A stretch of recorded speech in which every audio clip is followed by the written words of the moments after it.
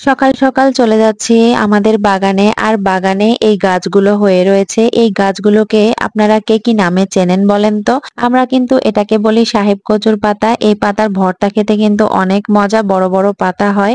আর এটা দেখতেও কিন্তু অনেক সুন্দর। আমাদের বাড়িতে হাঁস রয়েছে, হাঁসগুলো এর পাতা অনেকটা খেয়ে ফেলেছে। তাই আজকে ভাবলাম এই পাতাগুলো কেটে নিয়ে গিয়ে ভর্তা তৈরি করব। হ্যালো এভরিওয়ান, কেমন আছেন সবাই? আশা করছি যে যেখান থেকে দেখছেন সবাই অনেক অনেক ভালো আছেন। আজ আমি সাহেব কচুর পাতা আর ডাল দিয়ে একটা তরকারি রান্না করব। সেই জন্য সকাল সকাল চলে এসেছি বাগানে। আর বাগান থেকে দেখেন এইগুলো কেটে নিয়ে যাচ্ছি। কচি কচি যে সাহেব কচুর পাতাগুলো রয়েছে সেগুলোই আমি কেটে নিয়ে যাচ্ছি।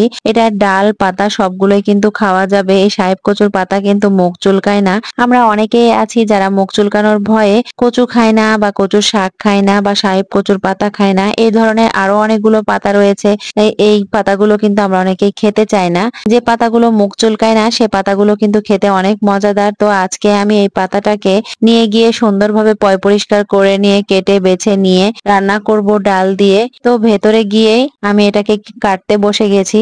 এটা আমি সুন্দর করে ছোট ছোট করে কেটে নিচ্ছি। আমাদের গ্রামের বাড়ি, তাই আমাদের রান্নাঘরটাও অত সুন্দর না। পাতাগুলো কেটে নেওয়া হয়ে গেছে, এখন রসুন আর পেঁয়াজ ছিলে নিব।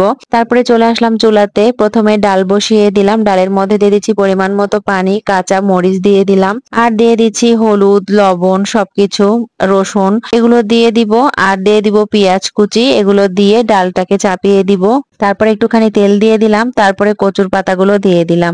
এখন এই কচুর পাতাগুলো দিয়ে দেওয়া হয়ে গেলে সুন্দরভাবে ঢেকে দিব সেদ্ধ হওয়ার জন্য। কিছুক্ষণ অপেক্ষা করার পরে দেখেন সেদ্ধ হয়ে গেছে। এগুলো একটু নেড়ে চেড়ে নিচ্ছি। এটা সুন্দরভাবে সেদ্ধ হয়েছে। তো আমি এটাকে একটু ঘুটে নিব ডাল ঘুটনির সাহায্যে। এটাকে এইভাবেই রান্না করতে হয়। আপনারা কে কেমন ভাবে রান্না করেন আমি জানি না। এটাকে আবার ভর্তা করেও খাওয়া যায়, ডাল দিয়ে রান্না করেও খাওয়া যায়। তো আজকে আমি ভর্তা করিনি, এর ভিতরে ডাল দিয়ে রান্না করছি। তো যদিও মুখ চুলকায় না, তবুও যাতে মুখ না চুলকায় সেজন্য এখানে আমি একটা লেবু দিয়ে দিলাম। তারপরে একটু পানি দিয়ে দিচ্ছি। এটাকে পাতলা করে নিব। যেহেতু আমি এটা ডালের মতো করে রান্না করব সেহেতু আমি একটু পাতলা করে নিলাম। তারপরে এটাকে ভালোভাবে টকবগিয়ে ফুটিয়ে নিয়েছি। তারপরে আর একটা হাঁড়ি বসিয়ে দিয়ে সেখানে শুকনা মরিচ ফোড়ন দিলাম, পেঁয়াজ রসুন দিয়ে দিলাম। এখন এটাকে একটুখানি নাড়াচাড়া করে ভেজে নিয়ে এখানে দিয়ে দিব ডাল মশলা। ডাল মশলাটা দিলে এটা খেতে অনেকটাই ভালো লাগে। এই তো দিয়ে দিচ্ছি ডাল মশলা। তারপরে এটাকে নেড়ে চেড়ে নিয়ে এত সুন্দর একটা ফ্লেভার চলে এসেছে না, যেটা আপনাদেরকে বলে বোঝাতে পারবো না। যখন লালচে কালার চলে আসলো তখন